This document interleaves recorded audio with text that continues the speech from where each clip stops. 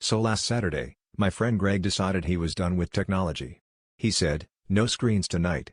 Let's have an old-fashioned game night, like people did before TikTok and existential dread." The rest of us, Maya, Chris, and me, were skeptical, but Greg had just read an article about how screen time is melting our brains, so he was on a mission. He pulled out a dusty Monopoly box that looked like it had survived at least 2 family feuds and 1 actual flood. I should have known things were going sideways when he announced, "Winner gets bragging rights, loser has to host karaoke next week." At first, it was fun. We laughed about how the thimble used to be a thing and fought over who got to be the dog.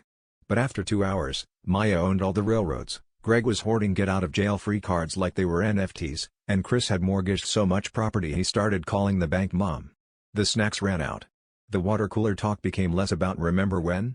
And more about existential debates, like, if you land on free parking but own nothing, are you technically homeless or just on vacation? By hour 4, alliances had formed and shattered.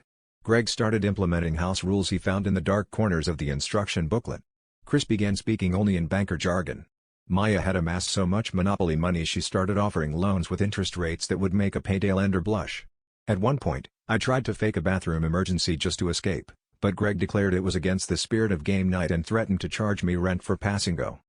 7 hours in, victory was nowhere in sight. Maya and Greg were locked in a silent bidding war over Baltic Avenue. Chris was pretending to sleep on the board. It's called strategic bankruptcy, and I realized nobody had said a real word to each other in over an hour. As I finally landed in jail for the 12th time, Greg looked up and said, "Well, at least no one's glued to their phones." I replied, "Yeah, but now we're all board games."